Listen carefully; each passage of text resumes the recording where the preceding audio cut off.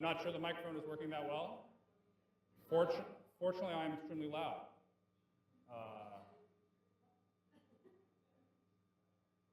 Yeah. Perhaps. All right. Thank you all for coming out here tonight to another in Newton for Everyone series of educational events.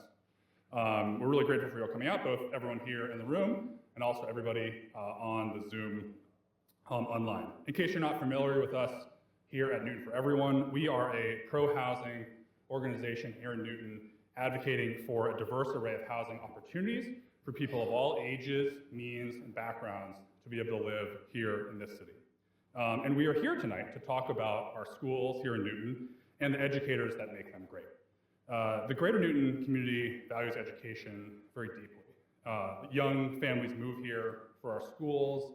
They move here for our excellent special education program, for the NECP, which is an amazing preschool and a marvel of inclusive education, all the way through to our high schools, which rank top in the country every year. Our older families all have fond memories of their favorite traditions in the schools and of teachers and educators who made strong differences for their kids. But those schools are nothing without the educators who come in and work in them every day, teaching, nurturing, and educating our kids. Unfortunately, as we'll hear from our speakers tonight, the housing shortage, which affects the entire Boston region and Newton as well, is making it harder for these educators to live in or even near to Newton. My daughter's kindergarten teacher, the wonderful Miss McSwiggan of Horace Mann, commutes in every day from Rhode Island. And I'm humbled by her dedication to her students. She's even coming to the after-school events. And I remember seeing her at the day after day Wizard of Oz performance, which was great. Highly recommend checking that out if you're into amateur juvenile theater every year. But she stays there until 8:30, giving my daughter a hug, and then I know she's getting on the road to drive all the way back down to another state at the end of the night.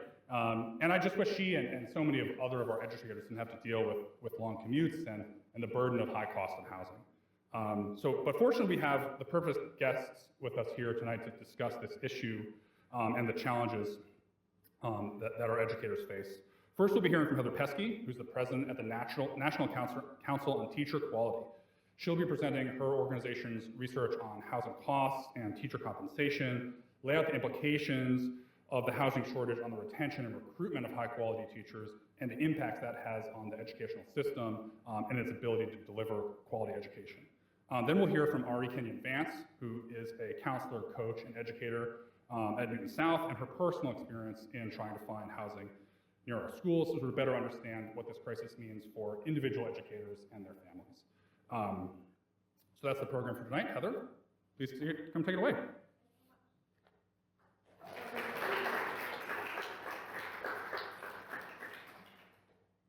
I'm a former elementary teacher, so standing behind a lectern is a little bit strange, but I'll do my best. First of all, good evening. It's so great that you all came out, especially those of you who are conflicted because you're thinking right now about the Red Sox and the Yankees. So hopefully the Sox will prevail. I'm sure it'll be a very long night, so you will certainly be able to catch some of the game after you leave tonight. I'm Heather, and I lead the National Council on Teacher Quality, and I'm going to share with you some of our findings.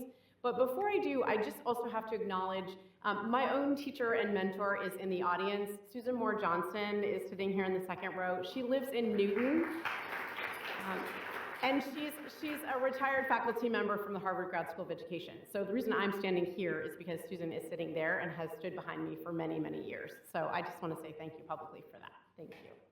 All right, so I'm going to get into our discussion about what we found and what we looked at, and then we have a lot of time for questions. So I have about 13 slides. I will share them with you, and then I will give you plenty of time for questions. And I think, Josh, you're monitoring the chat maybe, so yes, Josh will be monitoring the chat, so friends at home, you can feel free to chime in as well. So first of all, some of you may be thinking, well, what is the National Council on Teacher Quality? Just very quickly, we're a national nonprofit, a nonpartisan research and advocacy organization, and we're trying to impact states, districts, and teacher preparation programs who are the main actors that have the most influence in helping us to meet our mission. And much like our name, our mission is to ensure that every child has access to a quality teacher and every teacher is supported to be able to be quality and effective for kids. And so part of the reason that we looked at housing and the cost of housing in comparison to teacher salaries is because of the tension and the challenge of recruiting and retaining great teachers, particularly when salaries are not meeting the cost of housing. So let me get into the findings and share a little bit. We did this analysis back in May. We published an analysis, and by we, I'm using that very liberally. My colleague, Dr. Catherine Bowser, did this analysis, and so she's really the brains behind it. I just come and share the findings with you. So if you have other questions, I'm happy to introduce you to Catherine if you're really a detailed person who wants to know more about the methods, and just want to acknowledge her. So in May, we published this analysis where we looked across the nation at 70 districts across the US. We analyzed teacher salary compared to housing costs in those 70 districts across the US. Boston is one of those districts, so I'll reference that tonight. But that's how the folks who invited me, and I give thanks to Luke and Josh and Carol, I'm not sure, there you are, and thank you for inviting me. They saw the paper that we produced and invited me to come and speak about Newton. So in response, I immediately asked Catherine, I said, listen, these great folks in Newton, and by the way, I live in Arlington, so it was also really fun to be asked to come to a town right near my own with similar challenges around housing and salaries. So I asked Catherine if she'd be willing to do a more specific analysis. So that's what I'm going to share with you today, is the specific analysis focused on Newton. I thought that would just obviously be much more meaningful than just our analysis on Boston, given the differences in the towns. So without further throat clearing, as our colleague Richard Elmore used to say, I will get into through 2024-25, which is when we had the most recent data available. And so that's where the salary data comes from. And for those of you who aren't familiar with education speak, and I'll try not to do too much of it, a CBA is a collective bargaining agreement. That's the teacher's contract. You've heard a lot about this in Newton in the last few years. And so that's the contract that governs and sets the salary schedule, which is the document that determines the salaries for each teacher by each year that they're working in the Newton district. We looked at rental data from the Department of Housing and Urban Development, and we used Zillow for the data on housing prices and estimates of total monthly payment and things like that. And then the inflation data comes from the US Bureau of Labor Statistics. I do want to note one thing, again, for those of you not so familiar with what we call salary schedules, which is what determines teacher compensation in districts that have collective bargaining. There's a difference between a teacher who has a bachelor's degree and a teacher who has a master's degree. You're paid more for the master's degree, and you're paid by what we call steps. Each year that you have experience, you get a little bit more money in your salary. So those numbers will show up tonight, and you'll see me kind of reference the differences. It's not that much, but for those of you who are detail-oriented, I know that you might be wondering, what's the difference here between the bachelor's and the master's? So I just wanted to preview that for you. Okay, here's the first graph, and I'll explain it. We looked to see, what does it look like in Newton Public Schools for first-year novice teachers in terms of their salaries compared to housing costs? And so the big takeaway here is that salary growth is being outpaced by inflation, by home prices, and by rental prices. So let me talk a little bit more specifically. If you look here at this data, what you see is that we looked at the growth in teacher salaries for first-year teachers compared to housing costs. Now, the good news is that, that in Newton, in the last 5 years, we see that the average salaries for first-year teachers, for novice teachers, grew at about 20%. So that's good news. But the bad news is the cost of housing increased. So between 2020 and 2025, the last 5 years, home prices increased by about 40%. And rental prices grew by about 20%. You see that red line there until 2024, when rental prices have started to decelerate a little bit. But even so, the growth outpaced teacher salaries on average. And so between 2020 and 2025, the average teacher salaries for novice teachers what grew at about 20%. So what we see is that there's this widening gap. The big picture here for this graph is that there's this widening gap. So even though teacher salaries are increasing, the good news, the amount of purchasing power that teachers have is shrinking. So there are these growing disparities. And this was a problem even before 2020. We just focused on the last 5 years because we were curious to see if it has grown worse, and indeed it has. Now, this, I promised you, is the other districts in our sample. Let me just get my list, because I'm going to forget one of them if I don't tell you who they are. Yes. So this is a local sample of 8 surrounding districts around Newton. It includes Needham, Brookline, Wellesley, Weston, Waltham, Watertown, Newton, and Boston Public Schools. And so I asked Catherine to do this analysis and look at it, because I thought you'd be interested to see, well, where does Newton sit in comparison to these other areas? And it's the same, you can see the graph is pretty much the same picture here. So what you see is that, again, housing prices increased. In this 8-district sample, is a little bit less. The average home prices increased by 37%. Newton, you'll recall, was by 40%. Rental costs grew by about 20%. And inflation stayed, it's the same, of course, in both graphs at 23%. And then again, the average salaries for novice teachers across the 8 districts grew at about 15%. So here again, close observers will note that Newton salaries grew more, 19 to 20%, compared to the 8-district sample of 15%. But still, and Susan, who's a scholar of teachers, would tell you, and has long studied collective bargaining and teacher compensation, among many other things, that it's good news that teachers' salaries have increased. And they've increased quite a lot, and yet they're just not keeping pace with the cost of housing, both buying a house and rental costs. So we have a good news story, but then we have a worse story, which results in the importance of an event like this, where we can try to figure out some solutions. So again, the takeaway is that salary growth is really being outpaced by inflation, by rental, and by home costs. All right, so if you look at this, this is about renting. And what we see, we looked at this question of can novice teachers, again, first-year teachers, can they afford a 1-bedroom apartment to rent in any of these local districts? And the answer is no. Now, when some of you are saying, well, Heather, what does affordable mean?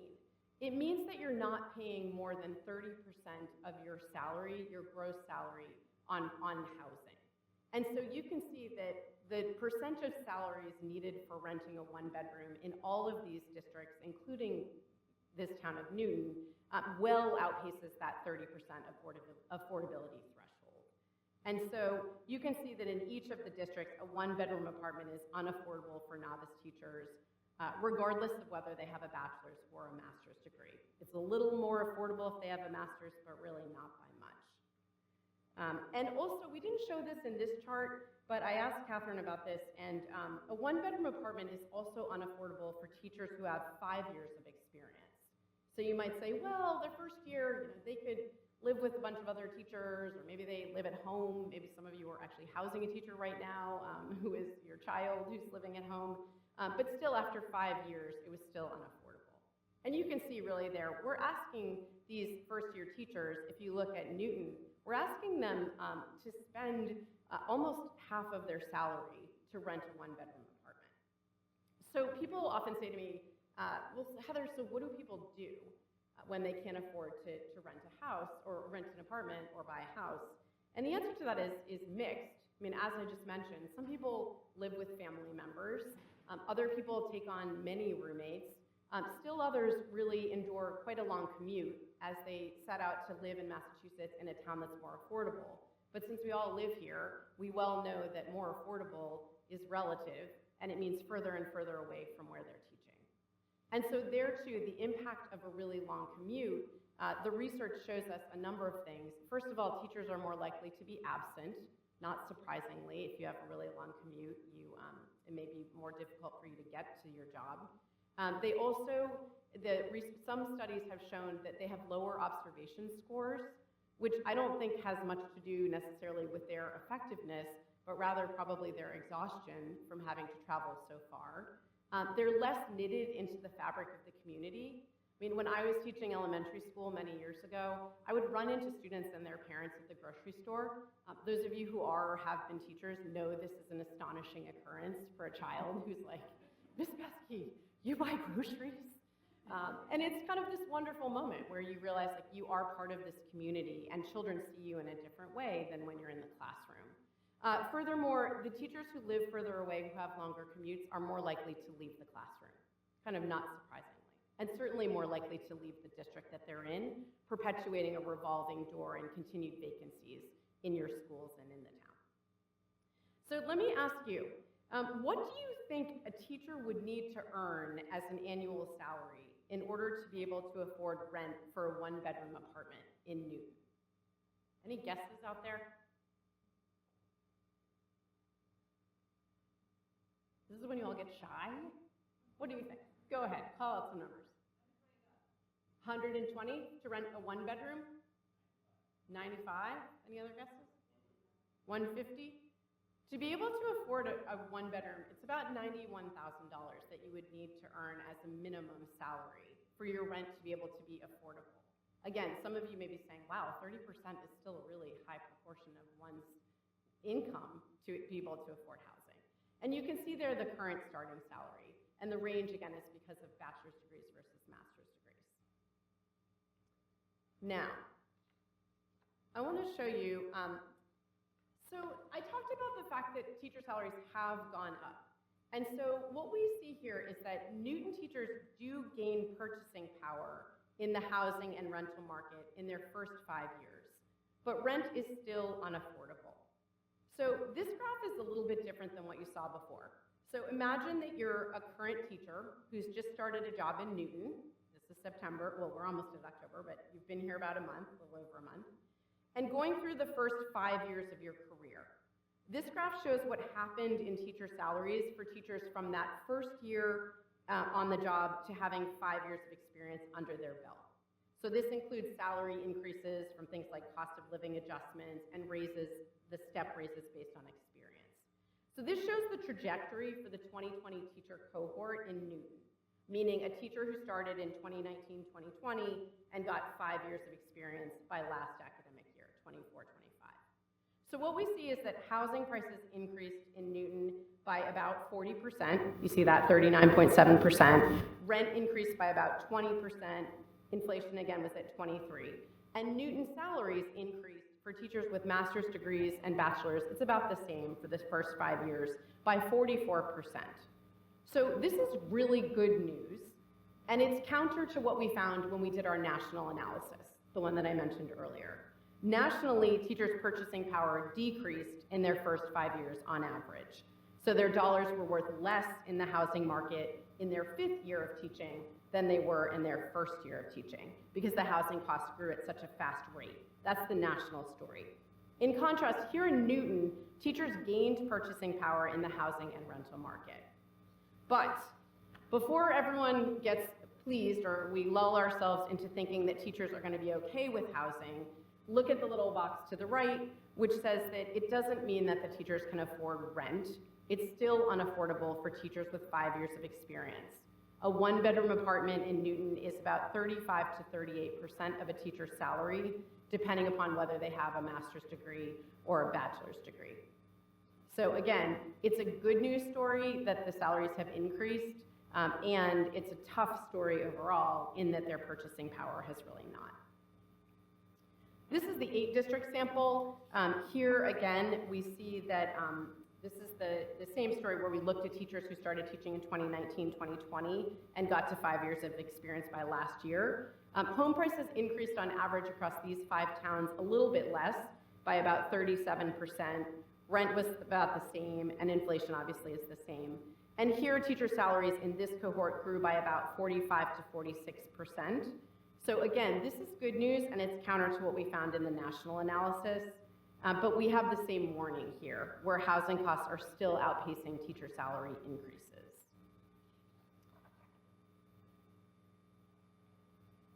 So this goes to the question of you imagining that you're a 25-year veteran teacher. So perhaps you've taught multiple generations of students. I have two girls in the Arlington Public Schools.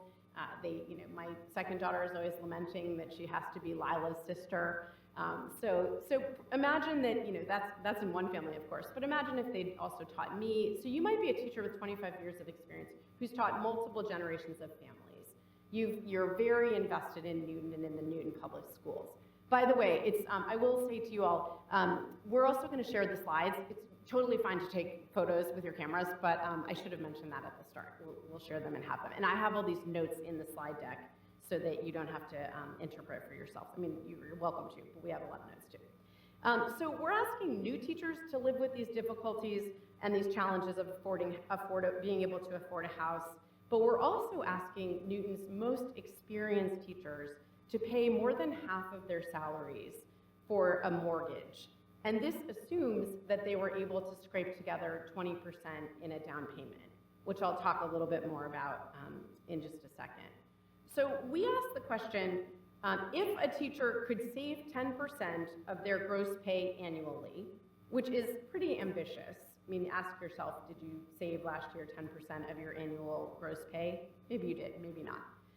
We estimated, again, using kind of back of the envelope calculations, that it would take 29 to 32 years to be able to save 20% for a down payment.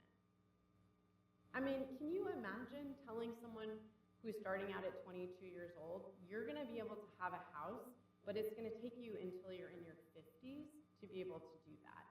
And by the way, we couldn't calculate for, and we didn't use a model that predicted even higher rates of increase of housing costs. And that's with being able to save 20% for a down payment.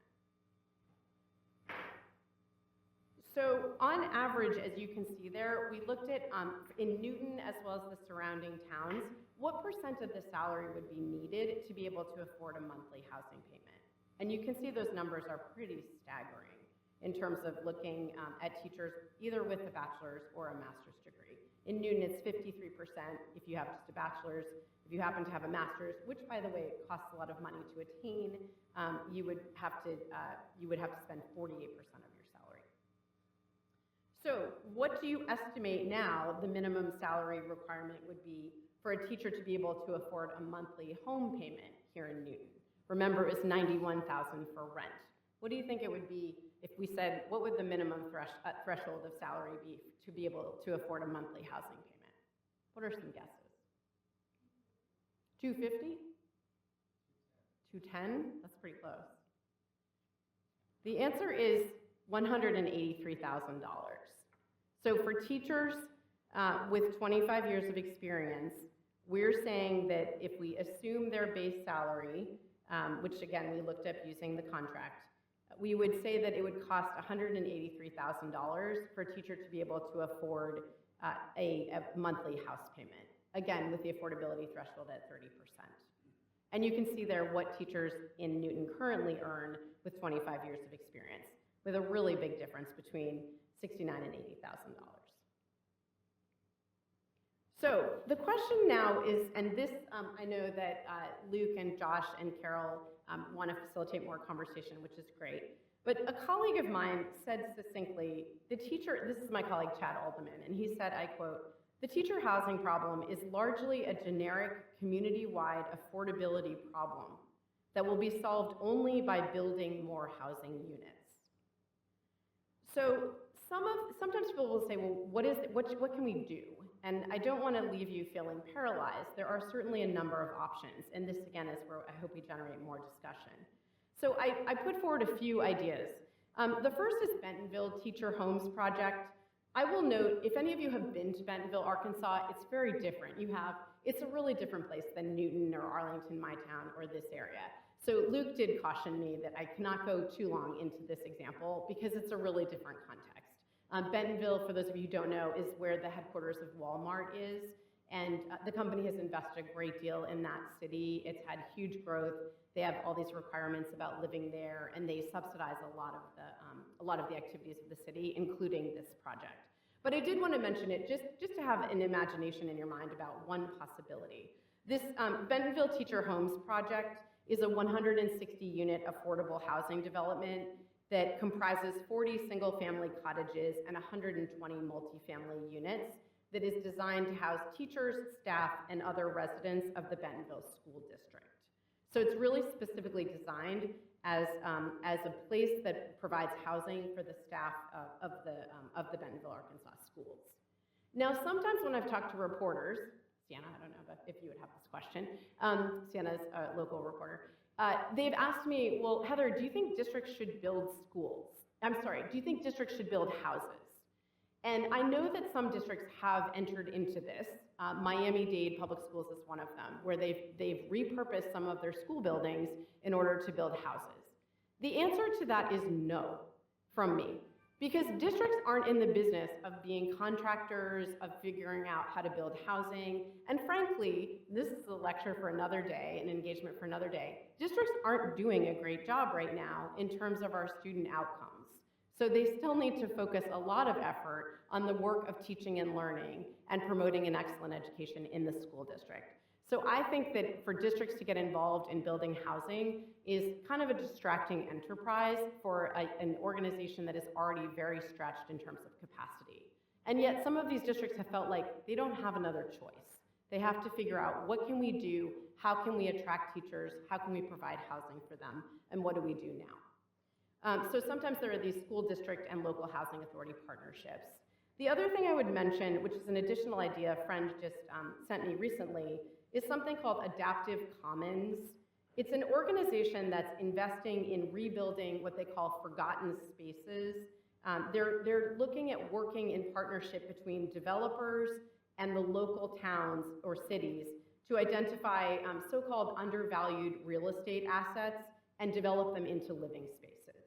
So given that we see a lot of declining enrollments, a lot of shrinking populations, particularly in cities, there is this question of, is there the possibility of developing spaces that are currently now not used well or not used at all, and developing them into housing? Again, housing is not my expertise. You all know much more about this than I do, but I offer it as a possibility. So finally, I would say, Chad Alderman, our colleague, followed up to our piece that we wrote in the spring, and he made this really good point that I also wanted to offer, and that is that despite the fact that school districts are not in control of the local housing market, they haven't really helped themselves. And Chad says, quote, "By not turning rising revenues into higher salaries for teachers, what districts have chosen to prioritize instead is a larger education workforce over a better paid one. In turn, that makes it harder for teachers and other school employees to afford housing in the places where they work." So this is a little bit of a side note, but it's an important one, and that is that we've made choices to have smaller class sizes, and in so doing, we have more teachers, and so we can't pay them more because we have to pay more of a quantity of teachers. So that is a deliberate policy choice, and it's a choice about targeting resources. Again, that's perhaps a lecture for another day. So finally, I would just say that this is not just a teacher problem. I know that when we think about essential workers, the term we used just a few years ago that we seem to have abandoned now, it's really a community problem. And we need more houses that more people can afford, both teachers as well as other folks who live in the community. That is it for me, and I'm happy to take questions. Thank you.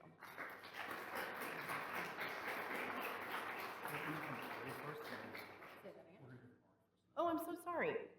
We're in here. Okay. Thank you, Heather. We're here now. Ari, who teaches at South, about her personal experience as an educator looking for housing near the new schools.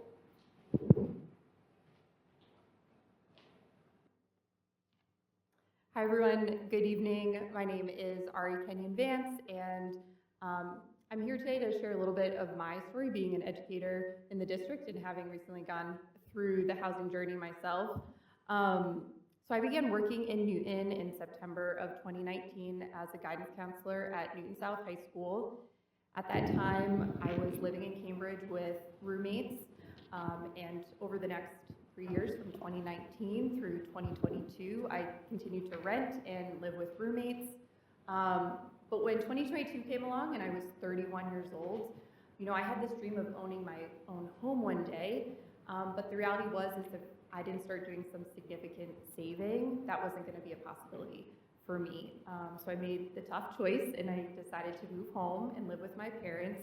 My parents live in Hanover, so it was quite a commute. I was waking up between 4:30 and 5 o'clock so I could hit the road by 5:30 because I hate traffic. So I could be in Newton by 6:15, but keep in mind the high schools here don't even start until 9 o'clock. So I was spending a lot of time in my office. I was getting work done, but spending a good amount of time before school even started at school.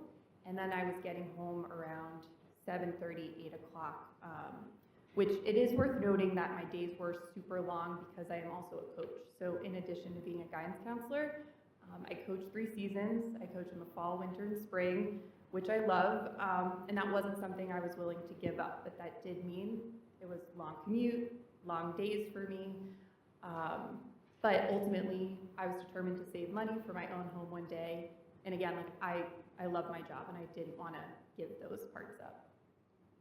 So jump forward to the winter of 2023, my boyfriend at the time, who is now my husband, who's here with me today, we decided to move in together. We are both educators in Newton, and we were lucky enough at that time to move in with his parents who live in Newton, which gave us this really rare opportunity to live in a city that we love and serve.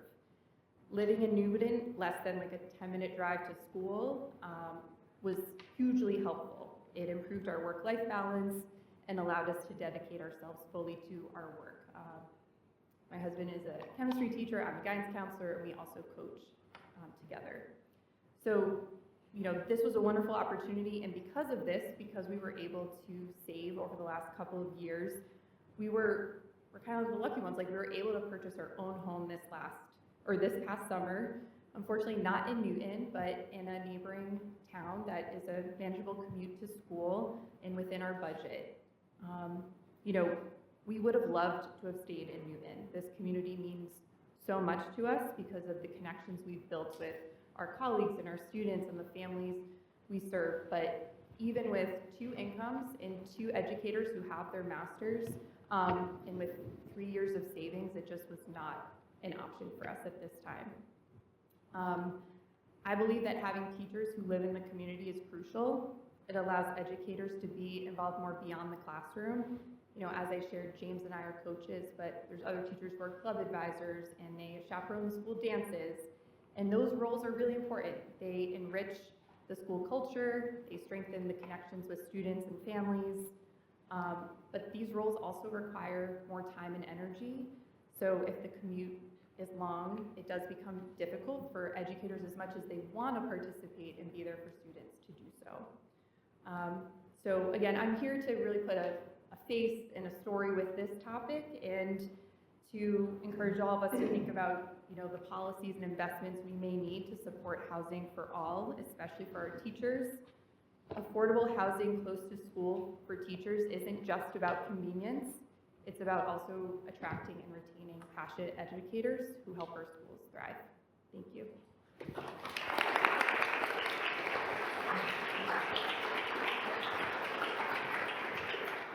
Thank you so much, Ari. Great, so now we'll open it up to questions from the group. If you have a question, go ahead and raise your hand. We'll come around with the mic here. Please, we have a large group. Please do keep your questions to under 30 seconds. We've had decent compliance with this over time, but I will wrest the mic from you if I have to. And if you're on the Zoom, you might not be able to hear me, but if you can send a message to Josh, and we will go back and forth and read some questions off the Zoom if we can. Not sure if that's working. But yeah, any questions from the audience?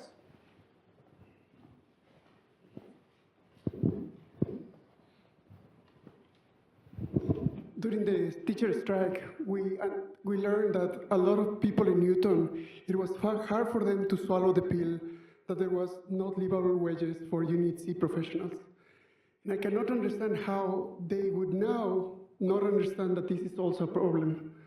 I was with my favorite candidate and neighbor, Mali Broad, in Newton, in one of the village days, and a person came and said, teachers are greedy, teachers are lazy, they get paid too much, and they complain too much, and they don't deliver. So I think we have a problem in the leadership of our city that believes that they can oppose housing for any reason, whether it is historical reasons or conservation or anything else that allows us not to move forward. So what I want to know is information enough? Is providing this data to decision makers enough to make change?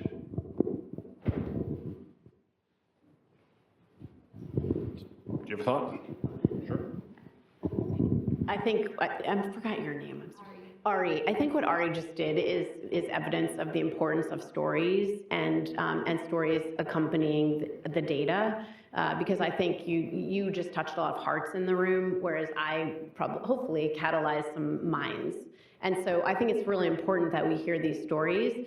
And I think we can't just depend on teachers to be the ones to always have to tell the stories. I think that we need some allies in that work. And as I mentioned, it's not just teachers, it's other folks, it's nurses, it's healthcare workers, it's the people who work at the fire stations, it's the police, it's all of these people who make up the fabric of our community and provide essential, not just services, but like life-changing work that they're doing. So I really appreciate your bravery and your willingness to share a very personal experience with us, and your congratulations, by the way. But I do think it's important to share both the data and then also the stories. Do you want to add anything, Luke, or are you good? No, but can you, when we answer, can you just? Oh, sorry. Sure. Just for the mic, you can just hang out. Should I hang out? Yeah, sure. Yeah, other questions?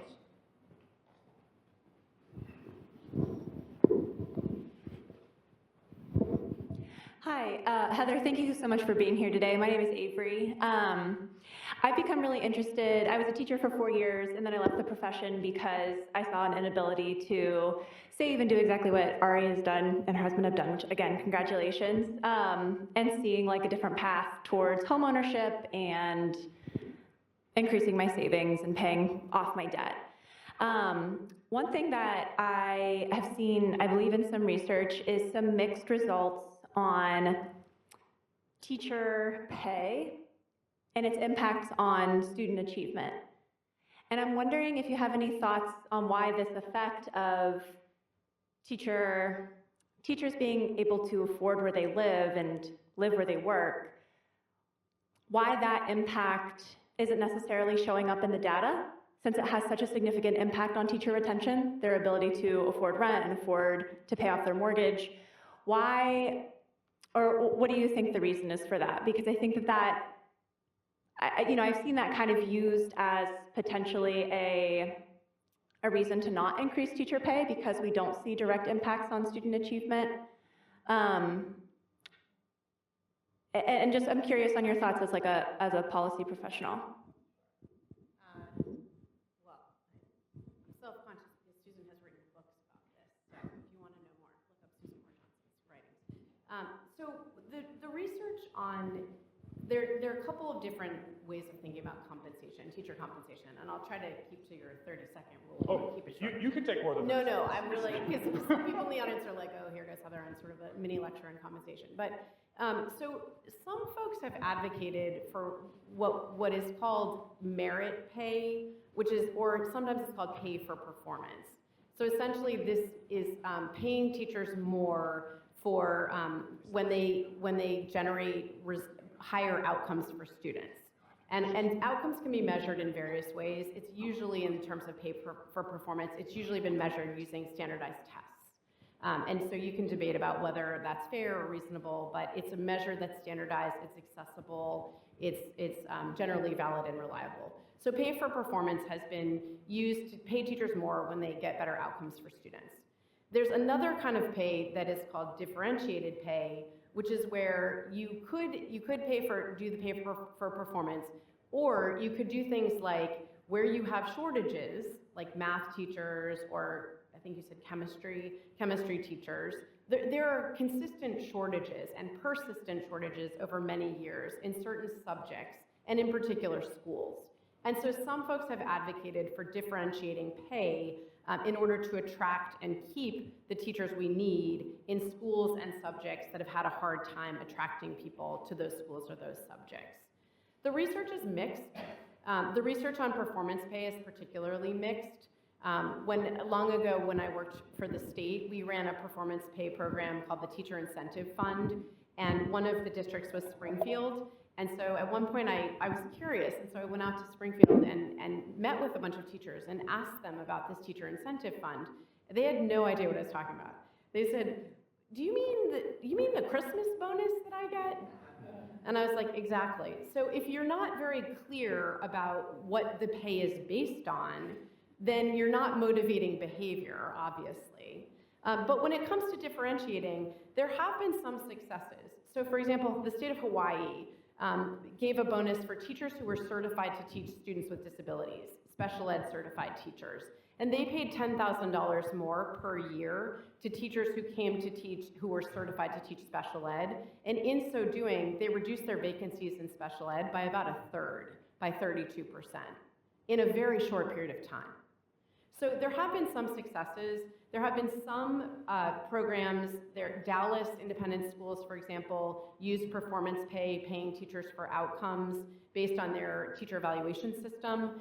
And researchers have shown that that did demonstrate an increase in student outcomes. And so the research is a little bit mixed. So that's a very long-winded way of answering your question, except to say, I think we should look at differentiating teacher compensation. I don't think it makes sense to continue paying based on a salary schedule that's just years of experience and additional master's degrees or doctoral degrees. And we have to be really careful because, as Susan has written, what measures matters, and being very specific about what you're measuring, how you're measuring it, and then linking it to someone's pay is very difficult work to do well. I have a doctorate in education policy. That does not mean I would be more effective as a teacher, and yet on today's current salary schedule, I'm paid much more because of my doctorate. We just published a paper that hasn't got enough attention, so I'm going to brag about it, but focused on master's degrees, what we call the master's degree premium. So the amount of money that districts are spending to pay teachers for a master's degree, those master's degrees are not associated with increases in student outcomes, except in a few cases in secondary schools in math and science.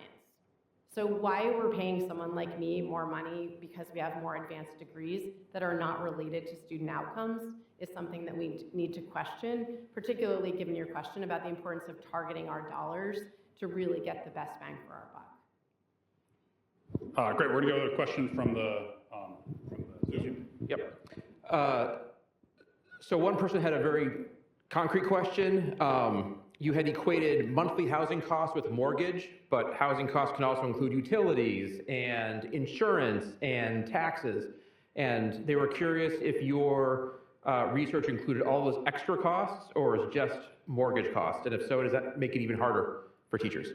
I think it's a good point. We just have calculated based on monthly mortgage costs, I believe. So the point is very well taken, especially in Massachusetts. If you're talking about January in Massachusetts affording a monthly payment for your house, it would be quite a lot. The HUD standard Does that include? includes all housing-related costs. Okay, that's very helpful. Taxes, insurance. So that's the HUD standard, just to hear it for folks on the Zoom. The HUD standard, this gentleman is saying, does include estimates for other costs, including utilities, among other costs. Thank you. Is this on? Okay. Okay, just a point of clarification. In Massachusetts, you have to have a master's degree by year 5. Is that right, that you're required in Massachusetts to get a Yes. master's degree? Yes. It is right that in some states, it is a state requirement that teachers get master's degrees. Yes, it is. It's a state requirement. Yeah.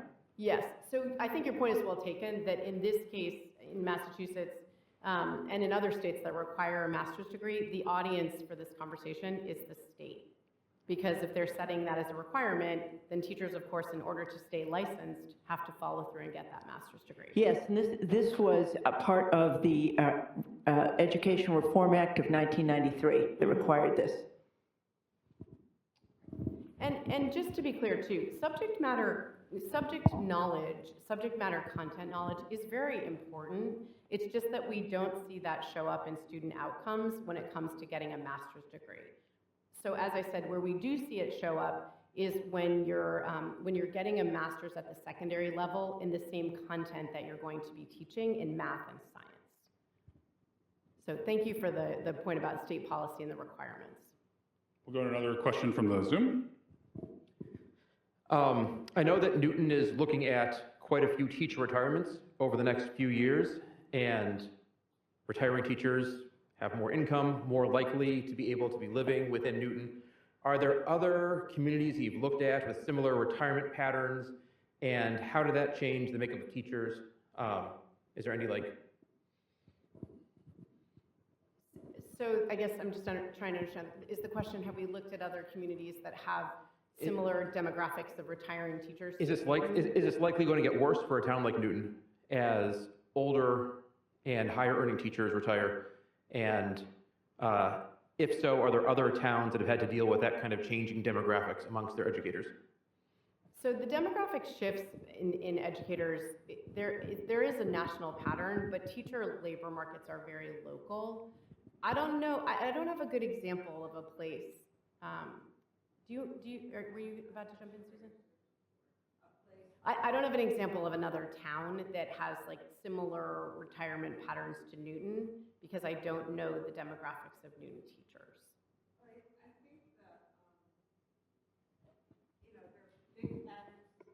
I think that there are big patterns that would affect the whole metropolitan area. As you know, around 2000, there was a big turnover as people my age who'd entered teaching in the 60s or 70s began to retire, and you see that in the numbers. I think that the issue that we're not talking about in the middle of this is the retention issue of the relatively less experienced teachers, not novices, but the 7-year teacher or the 8-year teacher. And so yes, you could redistribute some of that income if you have big retirements. But the cost of having teacher turnover is phenomenal. Both, I mean, the research is really good on this. It's very, very high cost, just in bureaucratic kind of advertising for a job, doing, replacing people who stay only 2 or 3 years is a lot. But there's also pretty good research that says that the students pay a price for that. Right. So the whole question of, if you leave, how long will it take your department to, bring someone up to speed? Probably can't ever get there, right, to do all that you do. So I think the answer is probably not in redistributing the limited funds that are already being paid to teachers, but really thinking about, in a different way, about housing or about raising teachers' salaries. And when Susan says it's very costly, it's like the estimates from the research are thousands of dollars, like $35,000 to $50,000 to replace a teacher. So I love Newton for Everyone because they run programs like this that remind us that Newton is not for everyone. And what an important thing that is to know. If a very few small tweaks in policy would result in many, many, many, many new homes for teachers and for the phlebotomist you saw this morning at Newton Wellesley Hospital who drives farther than you do and then sticks a needle in your arm no matter how tired she is or he is. And Newton could be Newton for everyone, and we don't have to go home from this knowing that our kids will never see their teacher at the grocery store. We need to go home from this, especially during this election season, knowing that people who make policy at the state and local level will change the number of homes we have very quickly. Please ask a question. Please, I keep a list for these events, so you're going to remember for next time. We actually had a very similar question from the audience, from the Zoom. Right. We had a very similar question from the Zoom. Somebody asked, if we look 10 years into the future at a community that did this right, what's different? What did the city, the school system, and the teachers do together? And the follow-on for this question, to make it complicated, is for those of us in the room who are worried about this, or listening who are worried about this, what's like the one thing that we should be doing right now to change the course? I'll take the first part, and then I'll turn to Luke for the second part. So, as I said, this is not a teacher problem to solve. This is a community problem to solve. Teachers will benefit when there is housing. You will not see teachers having to move to other communities or teachers who had to leave their jobs. So teachers will certainly benefit. But in terms of what to do, this is something that we all need to do something about. And I've been asked before, well, why don't we just raise teacher salaries? Well, that's certainly something that needs to happen, and NCTQ advocates for that. And it's not enough. Because you saw those numbers here, 10 years from now, what I would like to see is that teachers would be able to buy houses in the districts and towns where they work. And so simply raising their salaries isn't enough in order to increase the supply of houses that they would actually be able to buy. Luke, what do you think? We'll come back to what we can do when we close. I might get in trouble here because I don't quite have a question and somebody just got yelled at for that. But I'll try and add a question at the end. I just wanted to make a clarifying point when we were talking about mortgages, housing mortgages, that the numbers that you put up there included insurance, taxes, and so forth. But even if that's the case, that 183,000 that you had put up there at 30% of gross would put somebody buying a house at somewhere around $640,000 to $660,000, if I'm correct. I don't know about any of you, but if you've seen houses in Newton, they don't go for that much. What do you mean they go for much, much more. I would be surprised even if you can get a condo at an equivalent cost after an HOA fee. So I just wanted to point that out.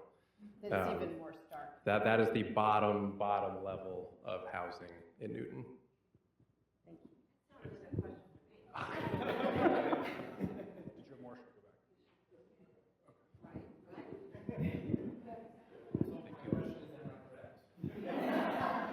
I think the audience is agreeing, yeah.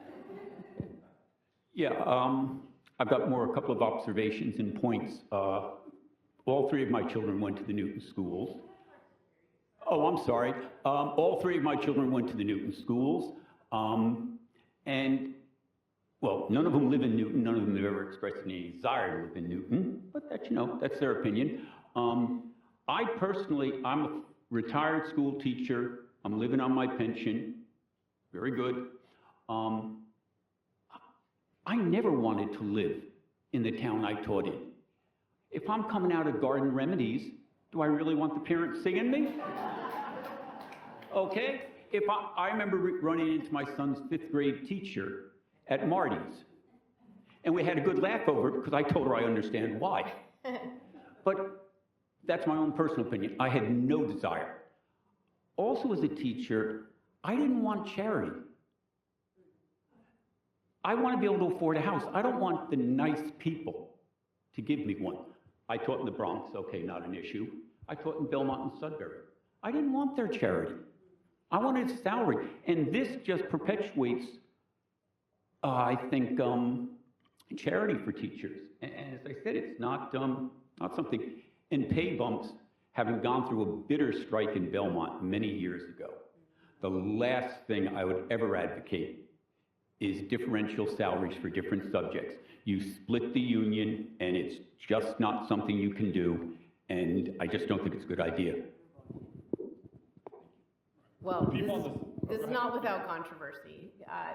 I disagree. I think that you need to put your money where your need is.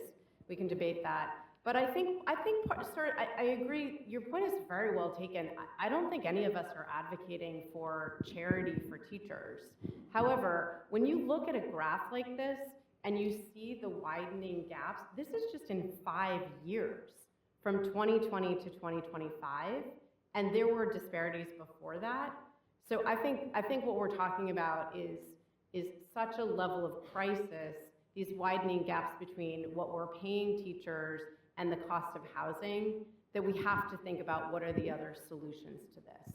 And certainly, teachers and every other professional wants to do their work, they want to do it well, they want to make a difference, and they want to be paid for that, and they want to be able to live with many choices. So whether you decide to live in the community where you teach or live somewhere else, I think you don't want to have to be so constrained by the circumstances that you don't have choice. This is the last question we have from the Zoom, and I think it actually goes along with your question, which is that the Boston area is made up of these relatively small, relatively homogeneous towns and cities. And these are homogeneous in terms of many things, but including income diversity.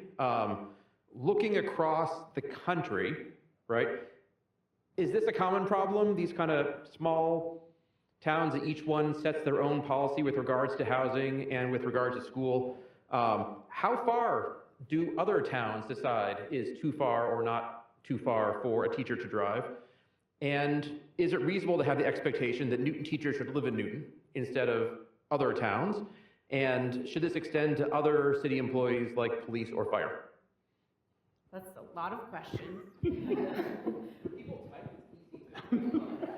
It is. So Massachusetts has about 385 districts at last count. Maryland, which has about the same number of students, we have about 950,000 students, has, I believe it's about 24 districts. So 385 compared to 24 for the same number of students. There are some other places in the country that have these very small districts like we do, but I can't think of very many. Colorado is one of them, but they have a lot of rural districts. Obviously, we have Western Mass, but we're pretty unique in a lot of things, and that number of districts compared to the number of students we're serving is pretty astounding.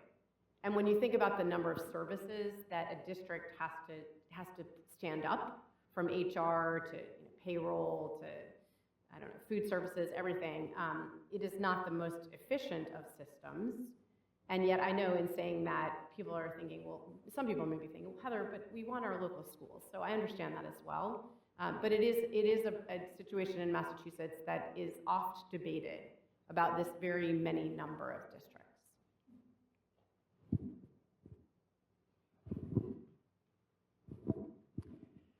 I had a clarifying question, an observation first, then a clarifying question. As someone who is in a community where I look around at my peers, I think there are a lot of households where you have both parents who are just working around the clock, trying to pay the bills. And I think that is a level of, one of the things I worry about in Newton is that it is a very difficult place for a single parent. I have heard this from friends who have gone through a divorce, right? How do you live alone on one salary? And so I'm wondering, are your numbers all assuming that the teacher is the sole earner in the household? Yes. These numbers we didn't account for having a second income in a household. Yeah. Which is a very fair critique. And yet, I think going back to this gentleman's point earlier about choice making, I don't think you should, I don't think this should be a patronage profession, meaning that you have to have a patron in order to be able to afford to live in the town where you teach. And I don't think you're arguing for that, but no, we didn't assume that there were two wage earners in the family. So Yep. that could soften some of these concerns. But certainly, I think your point is well taken, and I think the discussion earlier tonight shows that we still have a lot of concerns about teachers and being able to afford to live where they live. Totally. Are you trying to There are two wage earners. Yeah. No, completely. I mean, actually, I did, let me see, is this slide in here? Oh, I thought it's okay. I asked my colleague to pull up the Newton salary schedule because I did want to share with you. But if you look and, anyway, it's not very high, and even if you multiply it by 2, you still can't afford these exorbitant prices. But I think And I'm then- going to make a follow-up point. And I mean, my second question was, I totally agree with you that, that this is not, like, everything that you showed is so compelling, and this is not unique to teachers, right? And so I would love to know if you have seen research or, data that sort of does apples to apples that shows, several different industries alongside one another, so that we can have a sense of, like, as we think about other, like the police and the firefighters, but also, others that are like nurses, home health workers. How do we think about all of these things? Because I think we've all seen the rising income inequality that's really distressing. I don't know that research, but I'm happy to go back and ask Catherine, my colleague, who has looked at the research more than I have, if she's looked at the numbers in other industries.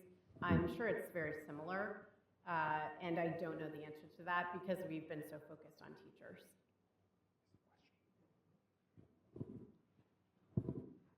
I think what is unique about teaching is that it is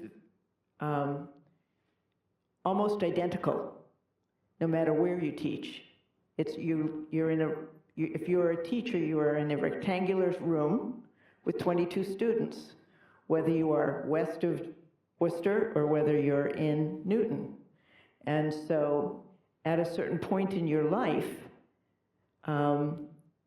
traveling an hour to get to Newton and then an hour in the afternoon to get home, you start to think to yourself, is this worth my time? And I will tell you that for me, I made that decision when I had children, to give up an hour, to gain back an hour and a half of my day to do the identical job in Newton that I was doing in another community. Yeah, I mean, I think, so that comment is about reflecting on the costs and what you're giving up. I think, though, one thing to note is that when you teach in a district and you are placed on the salary schedule, the number of years that you spend in that district means that you're paid at higher levels for each year. And it's very difficult. If you leave and you go to another district, you will likely start on what's called step 1, back in being a first-year teacher.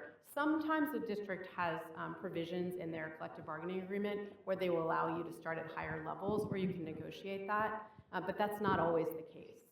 So it is, you do have to think about making this transition between districts.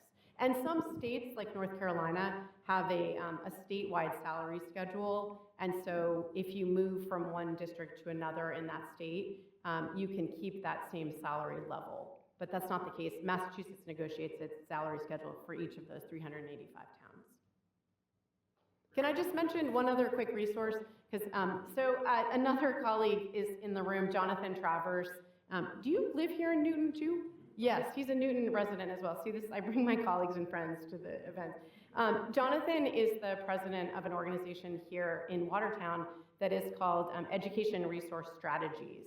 And they do a lot of really good work thinking about how districts can well use dollars in order to bring about really strong student results. So for those of you who are particularly interested in that angle, I offer ERS and Jonathan as a local resource to you. Thank you all so much for the engagement. I appreciate it.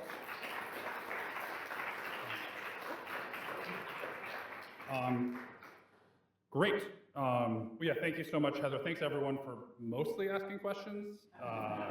We've done better. Perhaps if I were an educator, I would have better control over this group of people, but unfortunately, that's just not part of my skill set. I think that the data and quantitative analysis that Heather presented was great and very compelling, but Heather made the point, and it was wonderful to hear Ari's story, which I think speak more to Newton's progressive values.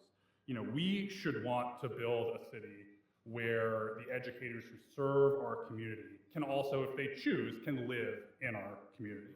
And I know that I don't want to live in a city that is not affordable for my children's teachers. And I know that we can change this. And if you also want to change this, I would remind you that we have an election coming up in November, and you can do your research and identify city councilors who understand the stakes of our housing crisis and who will be willing to take the action that we need to take to solve that crisis for our teachers, for nurses, cops, firefighters, people that make the burritos at Chipotle, so we can make a Newton for everyone, which is why we gave the organization this name. That's what we're all about. So thank you very much. Before we go, I do want to take a moment, again, to thank both Heather and Ari for sharing their time, to thank Josh Herzig Marks and Dan for helping with the audio, and the Scandinavian Living Center for sharing the space.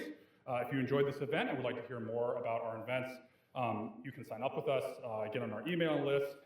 If you have been inspired by this event and would like to write an email or write a letter to the City Council, you can hit this QR code. It'll be an email also that you'll get after the event, and let them know that you came and you would like us to solve the housing crisis to help out our teachers. So that's all we've got. Thank you, everyone. Have a good night.